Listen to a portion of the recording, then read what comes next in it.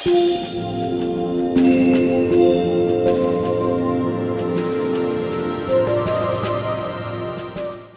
siang semuanya.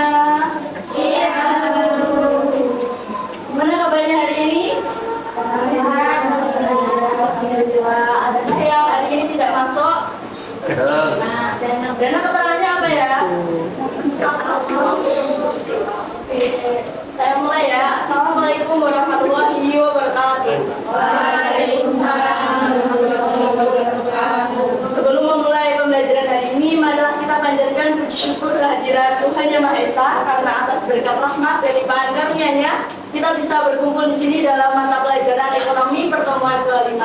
Nah, sebelum pertemuan hari ini, kalian kan udah belajar mengenai pembayaran tunai dan juga non tunai, kelangkaan, pendapatan nasional, dan juga peran pelaku ekonomi. Nah, keempat materi itu saling keterkaitan satu sama lain. Pada kesempatan kali ini, kita akan mempelajari materi yang juga berkaitan erat dengan kehidupan sehari-hari. Nah, sebelum memulai pembelajaran, yuk kita kilas balik beberapa tahun sebelum ini ketika Indonesia itu dilanda pandemi COVID-19.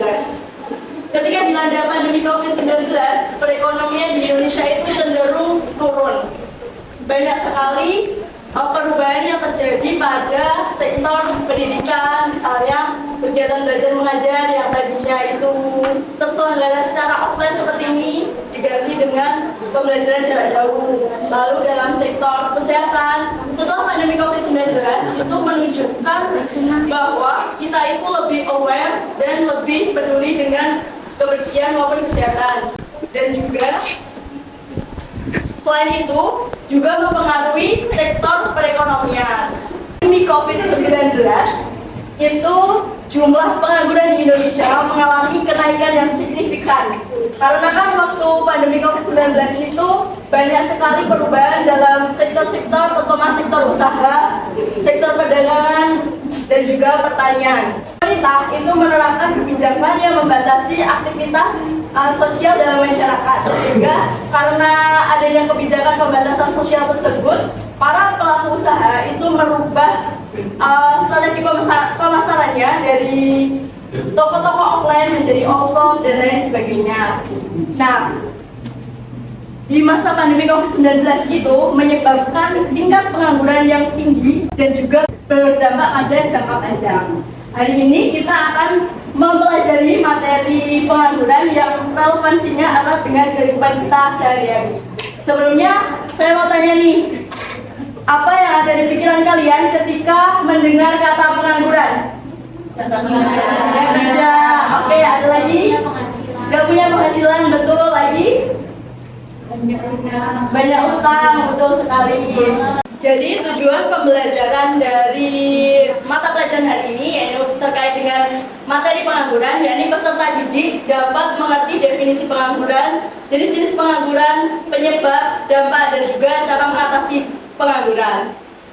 Oke, kita masuk ke materi.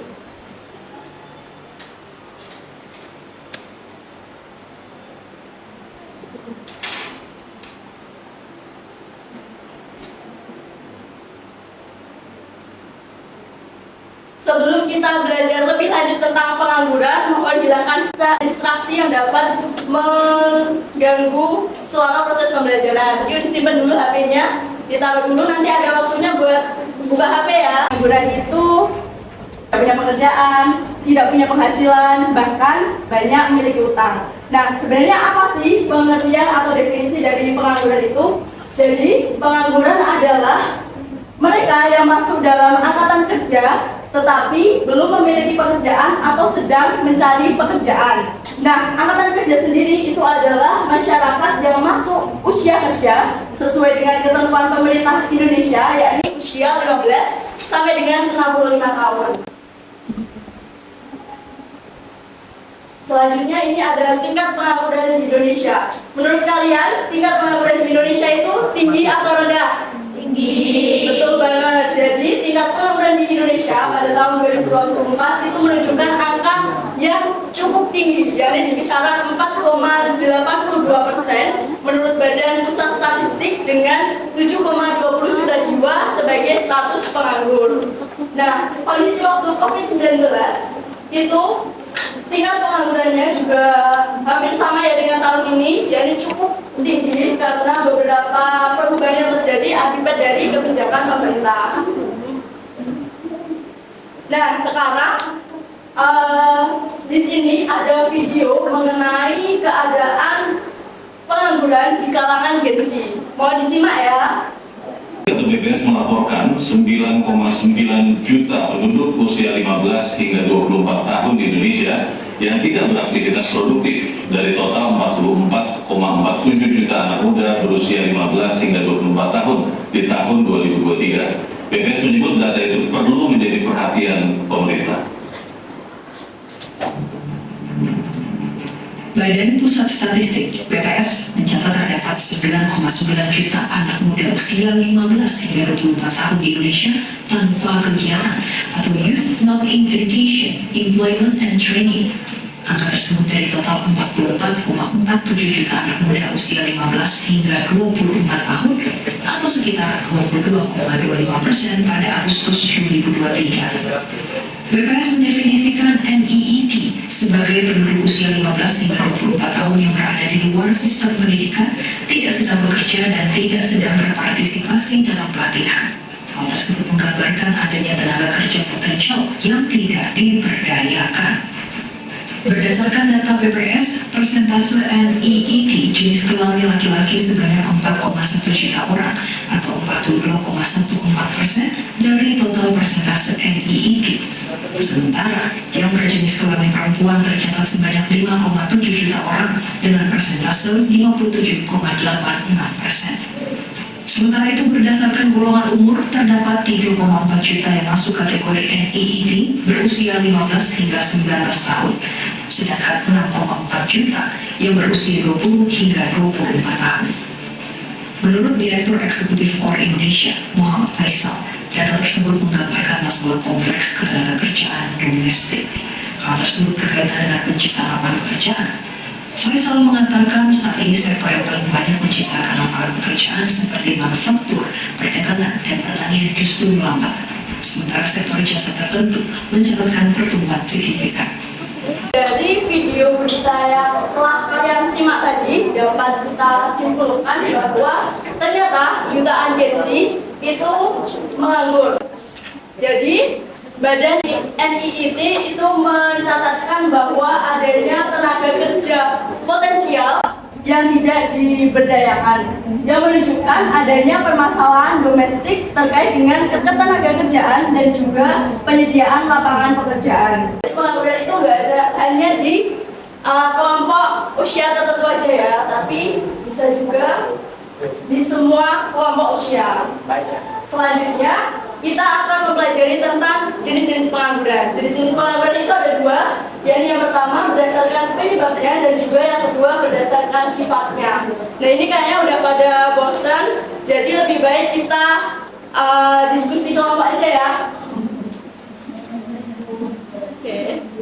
Mungkin bisa dibagi menjadi 4 kelompok, berhitung dari Mbak Ayu, silakan. 1, 2, 3,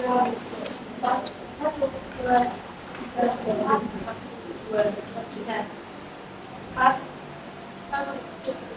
Oke, kelompok 1 di sini, kelompok 2, kelompok 3, dan kelompok 4 silakan menempatkan diri. Jangan lama-lama. Udah menempatkan diri bersama kelompoknya masing-masing ya. Kelompok 1 mana? Kelompok 2, kelompok 3, kelompok 4. Oke, selanjutnya bahwa pengangguran itu dibagi menjadi 2 jenis, yakni yang pertama berdasarkan penyebabnya dan juga yang kedua berdasarkan sifatnya. Ini saya ada barcode yang akan saya bagikan kepada masing-masing kelompok. Boleh di-scan yang besar dulu.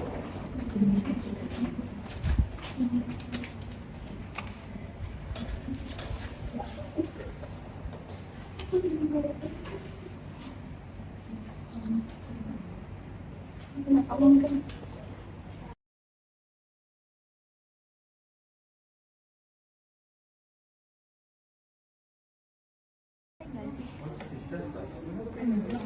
Ya, 1, 2, 3.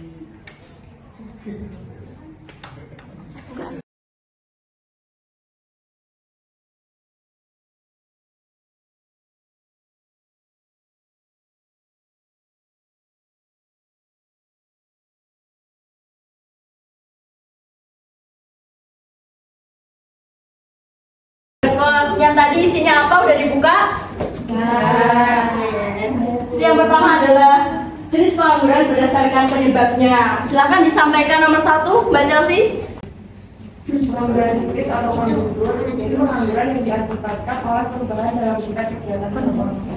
Oke, jadi yang pertama adalah pengangguran psikis atau konjunktur, yakni pengangguran yang disebabkan oleh tingkat perekonomian. Misalnya ketika terjadi krisis, resesi, ataupun pandemi, itu ternyata bisa menyebabkan pengangguran. Yang kedua boleh disampaikan, Mbak Aska, silakan.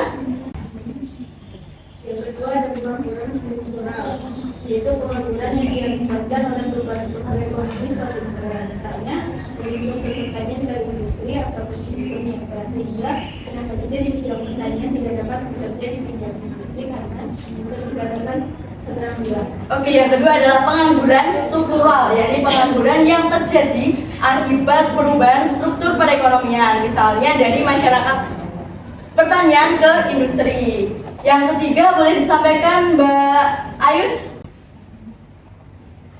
Jadi ada pengangguran fiksional atau pengangguran yang terjadi karena adanya kesenjangan antara pencari kerja dan lowongan kerja. Kesenjangan tersebut muncul karena adanya kesenjangan waktu, informasi, dan jarak. Oke, jadi pengangguran friksional adalah pengangguran yang terjadi karena adanya kesenjangan. Selanjutnya boleh disampaikan Mbak April. Selanjutnya ada pengangguran musiman, yaitu pengangguran yang terjadi secara berkala, misalnya pada saat selang musim tanam dengan musim panen. Oke, jadi pengangguran musiman adalah pengangguran yang terjadi akibat musim. Misalnya adalah petani. Ketika ia menunggu masa panen dan tidak melakukan aktivitas pekerjaan, itu masuk ke jenis pengangguran berdasarkan musim. Selanjutnya, Mbak Wardah boleh disampaikan? Pengangguran teknologi, pengangguran yang terjadi karena adanya kemajuan teknologi atau mekanisasi sehingga terjadi perubahan penggunaan tenaga kerja manusia menjadi tenaga mesin. Oke, yang selanjutnya ada pengangguran akibat dari teknologi, yaitu pergantian tenaga kerja manusia menjadi tenaga kerja mesin. Yuk, boleh di-scan barcode yang kecil. Silakan Mbak Arif menyampaikan yang pertama.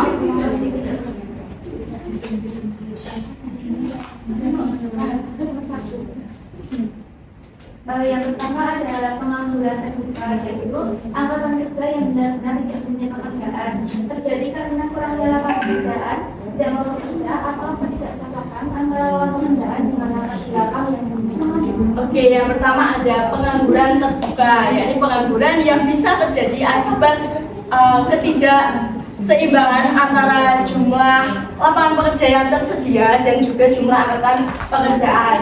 Yang kedua boleh disampaikan Mbak Urat, silakan. Oke, belum bisa mengakses. Siapa yang udah bisa akses?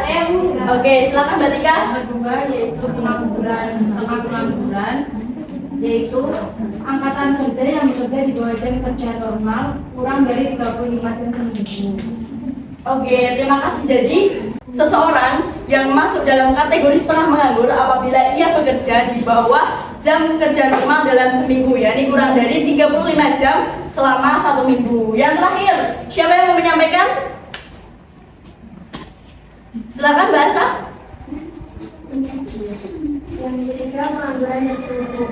Jadi pengangguran terstruktur adalah angkatan kerja yang bekerja tidak optimal sehingga terjadi kelebihan tenaga kerja. Oke, jadi yang terakhir ada pengangguran terselubung yang disampaikan Mbak Asa tadi, bahwa ada tenaga kerja yang tidak bekerja secara optimal. Nah, selanjutnya kita akan belajar mengenai cara menghitung tingkat pengangguran.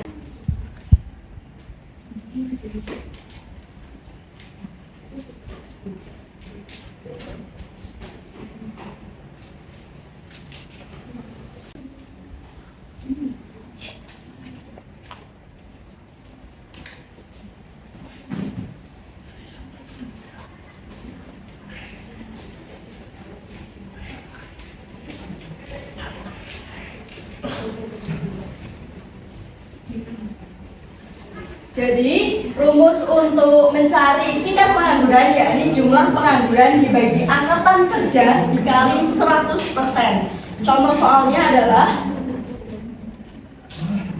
pada Agustus tahun 2020 angkatan kerja di Indonesia itu berjumlah 110.000 orang yang bekerja sebanyak 100.000 orang. Itu berapa tingkat penganggurannya? Nah, jadi yang pertama adalah diketahui jumlah pengangguran dulu ya. Kita cari jumlah pengangguran.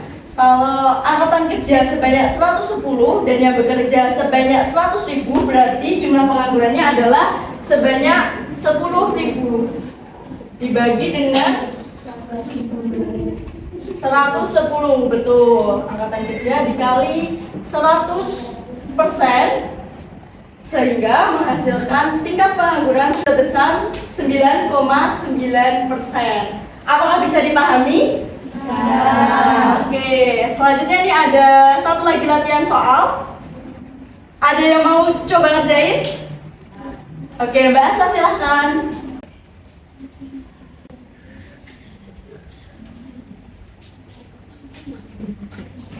Oke, hasilnya 20%. Menurut teman-teman bener gak? Bahasa, boleh beri aplaus buat bahasa. Gampang sekali ya buat menghitung tingkat pengangguran, yakni rumusnya sekali lagi adalah jumlah pengangguran dibagi angkatan kerja dikali 100%. Oke, kelompok 1 dapat dampak pengangguran terhadap pembangunan nasional. Lalu kelompok 2 dapat penyebab pengangguran. Kelompok 3 cara mengatasi pengangguran secara umum, dan kelompok 4 dapat akibat dari pengangguran. Nah, dari mind mapping yang sudah saya bagikan itu ada analisis soal yang bisa didiskusikan bersama teman kelompoknya.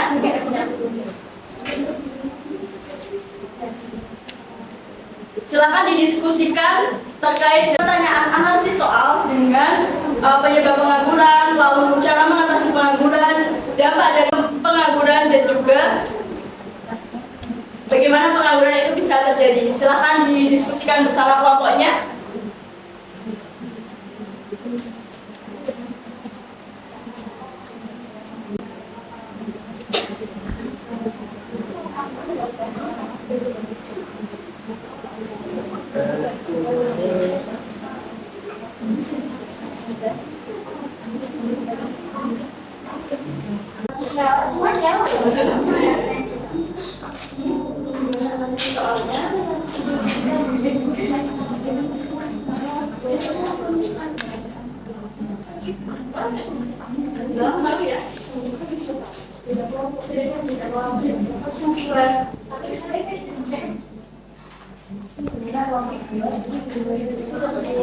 Selesai? Bagaimana diskusinya? Kelompok 4? Sudah, Bu.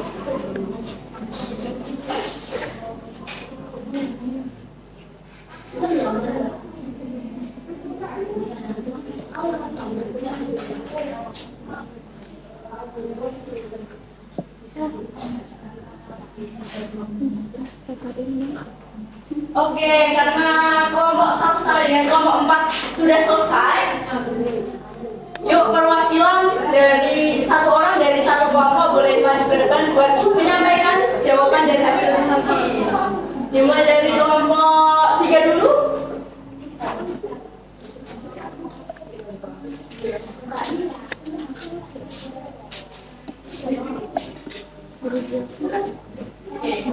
Jadi cara mengatasi pengangguran secara umum yang pertama yaitu memperluas dan memperluas lapangan pekerjaan. Yang kedua, pengadaran bimbingan dan penyuluhan keterampilan tenaga kerja. Yang ketiga, menampilkan keterampilan melalui BLK. Yang keempat, meningkatkan pendidikan. Yang kelima, mendayagunakan dan penyebaran tenaga kerja. Dan yang kelima, pengembangan produktivitas tenaga kerja. Oke, analisis soalnya, silakan. Beberapa daerah di Indonesia mendirikan balai latihan kerja yang berdampak pada menurunnya tingkat pengangguran. Mengapa demikian? Jadi alasannya karena balai latihan kerja itu menyediakan pelatihan bagi pencari kerja sehingga keterampilan yang mereka itu meningkat. Yang kedua itu ada penyesuaian dengan kebutuhan industri. Yang ketiga ada kolaborasi dengan industri. Yang kelima peningkatan produktivitas. Yang keenam ada mengurangi kesenjangan keterampilan. Dan yang terakhir itu ada pemberdayaan ekonomi. Oke, bagus sekali ya jawaban dari Mbak Aska, boleh dikasih applause. Terima kasih Mbak Aska atas jawabannya. Jadi tadi yang disampaikan Mbak Aska, bagaimana sih cara mengatasi pengangguran? Itu ada berbagai cara ya. Salah satunya dengan mendirikan balai latihan kerja, meningkatkan kualitas pendidikan, pengelolaan SDA dan lain sebagainya. Nah, untuk analisis soal beberapa daerah di Indonesia mendirikan balai latihan kerja yang berdampak pada menurunnya tingkat pengangguran. Mengapa demikian? Tadi kan Mbak Aska sudah menjelaskan mengenai cara mengatasi pengangguran dan juga menyampaikan analisis soalnya. Tadi bagus sekali ya jawabannya bahwa cara mengatasi pengangguran itu ada berbagai cara, yakni meningkatkan kualitas pendidikan, meningkatkan keterampilan untuk mengelola SDA, mendirikan balai latihan kerja dan lain sebagainya. Nah, untuk analisis soal, beberapa daerah di Indonesia mendirikan balai latihan kerja yang berdampak pada menurunnya tingkat pengangguran. Mengapa demikian? Jadi, pendirian balai latihan kerja di berbagai daerah di Indonesia itu udah terbukti secara signifikan menurunkan angka pengangguran.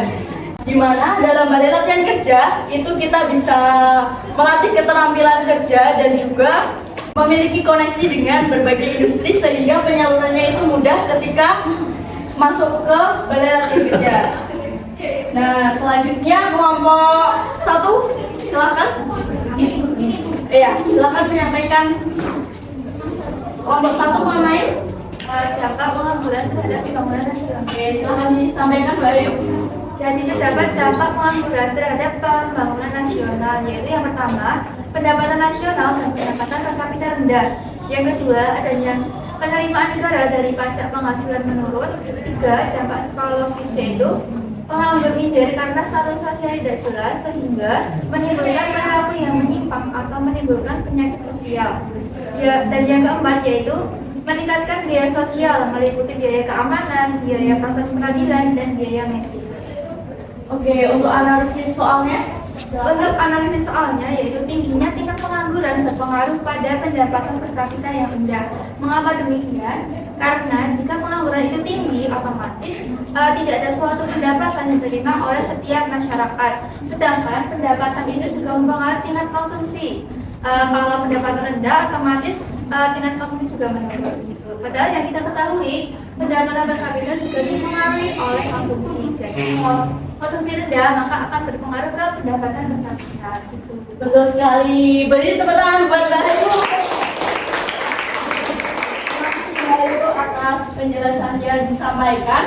Betul sekali ya, sesuai dengan penjelasan yang kelompok 1 diskusikan tadi mengenai dampak pengangguran terhadap pembangunan nasional, bahwa ternyata pengangguran itu juga mempengaruhi pembangunan nasional dan juga pendapatan per kapita. Untuk analisis soalnya, tingginya tingkat pengangguran berpengaruh pada pendapatan per kapita yang rendah. Mengapa demikian? Jadi, apabila tingkat pengangguran di suatu negara itu menunjukkan angka yang tinggi, maka itu akan berpengaruh kepada pendapatan per kapita suatu negara karena mereka saling berkaitan. Selanjutnya kelompok 2, silakan.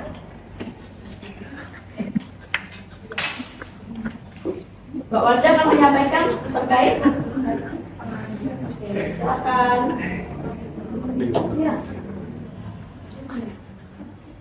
Ya, jadi sini saya dari kelompok 3 akan menjelaskan mengenai penyebab pengangguran. Pertama itu ada dari pertama jumlah angka pekerja tidak sebanding dengan jumlah lapangan pekerjaan. Yang kedua, ketidakseimbangan permintaan dan penawaran tenaga kerja pada suatu tingkat upah tertentu. Yang ketiga, ketidaksesuaian antara hasil yang dicapai antara pendidikan dengan lapangan pekerjaan. Yang keempat, ketidakseimbangan kebutuhan jumlah dan jenis tenaga terdidik dan penyediaan tenaga terdidik. Yang kelima, ketidakseimbangan penyediaan dan pemanfaatan tenaga kerja antar daerah. Yang keenam, kualitas SDM masih rendah. Yang ketujuh, perusahaan yang menutup usaha akibat krisis ekonomi atau ekonomi kurang kondusif. Yang kedelapan, peraturan yang menghambat investasi. Selanjutnya bisa disampaikan analisis soalnya. Mengapa dampak perkembangan teknologi yang semakin pesat dapat mengurangi lapangan pekerjaan dan menimbulkan pengangguran? Itu yang pertama,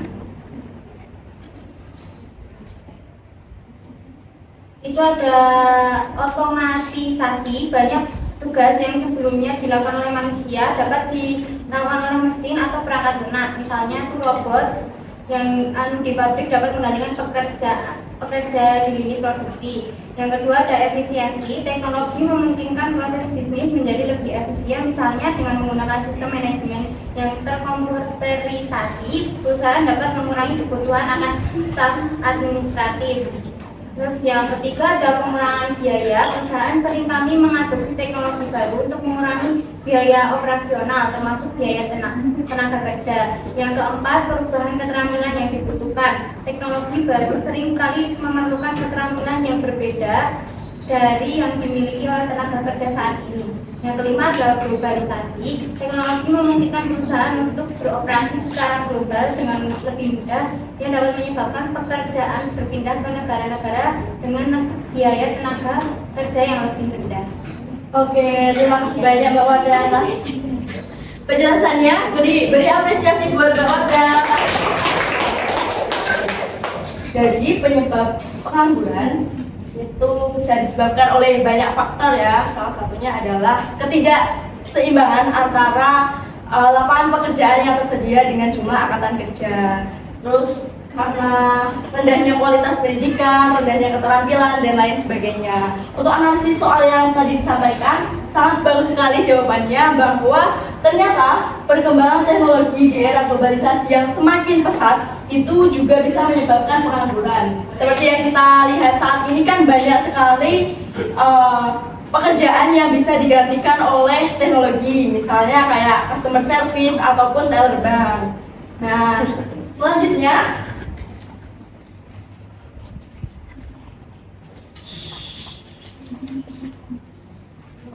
kelompoknya Mbak Anat, silakan.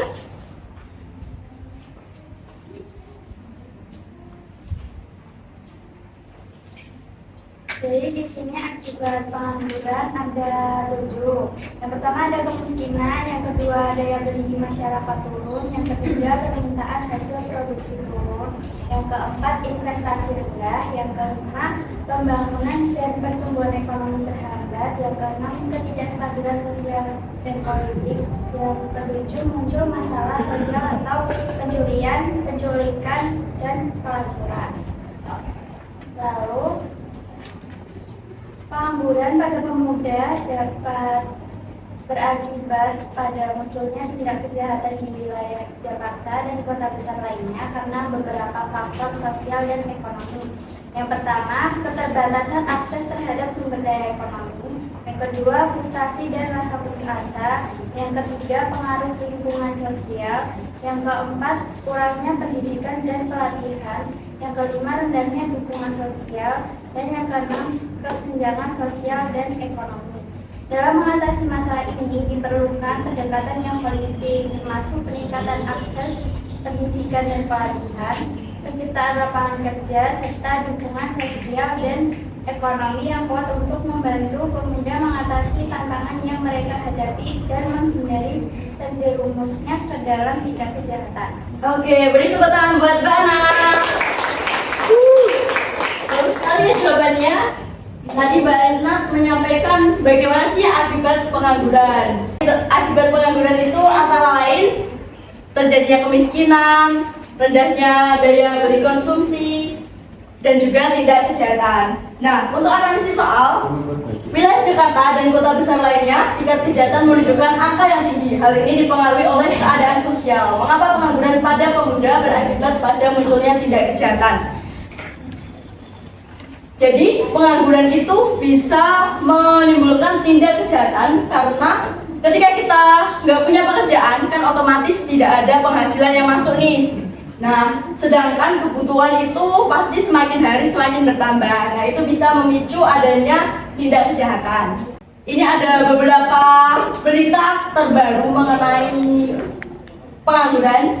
Ini ada diambil dari provokatif survei PBI mencari pekerjaan 6 bulan ke depan diyakini bakal makin sulit dan ada Bappenas salah jurusan jadi salah satu alasan gengsi masih nganggur.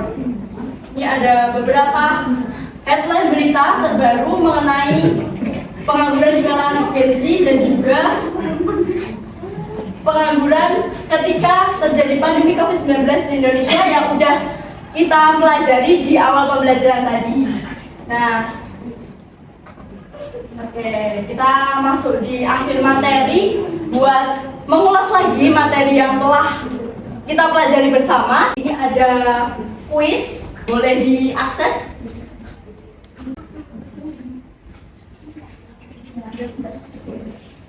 Linknya udah dikirim di grup ya, boleh diakses sekarang. Apakah udah bergabung semuanya? Oke, bisa kita mulai sekarang ya. Jadi, nanti pertanyaannya akan tampil di layar. Terus kalian milih jawabannya pakai smartphone ya. Bisa dimulai? Bisa, oke. Soal pertama.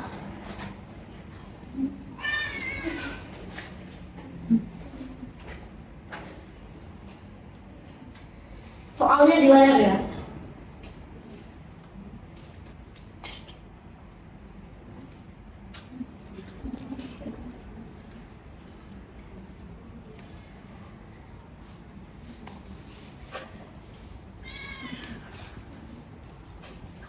Soal kedua.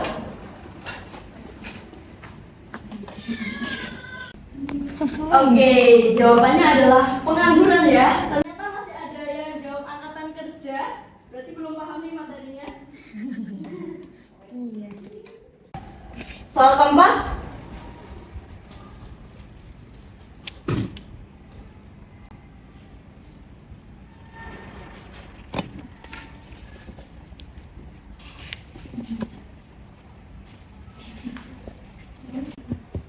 Soal terakhir.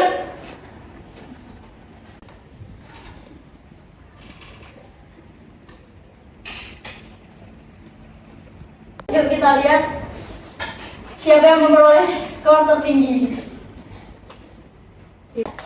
Oke, beri aplaus buat Jonathan sudah bisa. Karena berkata sudah bisa.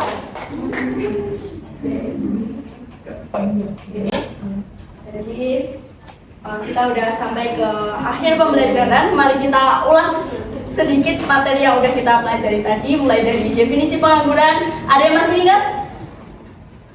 Oke, jadi definisi pengangguran adalah mereka yang masuk dalam angkatan kerja yang belum memiliki pekerjaan ataupun sedang mencari pekerjaan. Tadi juga ada 2 jenis pengangguran ya, berdasarkan apa? Sifatnya dan penyebabnya, betul. Terus jadi ada apa sih yang menyebabkan pengangguran, terus dampak dari pengangguran, cara mengatasi pengangguran, dan bagaimana cara menghitung pengangguran. Karena waktu udah menunjukkan 3:30, kita akhiri pembelajaran pada hari ini. Terima kasih buat kalian semua yang mau menyimak dan juga memperhatikan materi pengangguran hari ini dengan baik. Mohon maaf apabila ada salah kata maupun salah penyampaian. Nanti jangan lupa dipelajari lagi ya materi terkait pengangguran. Oke, terima kasih. Hati-hati di jalan. Wassalamualaikum warahmatullahi wabarakatuh. Waalaikumsalam warahmatullahi wabarakatuh. Terima kasih, Bu. Oke, terima kasih semuanya.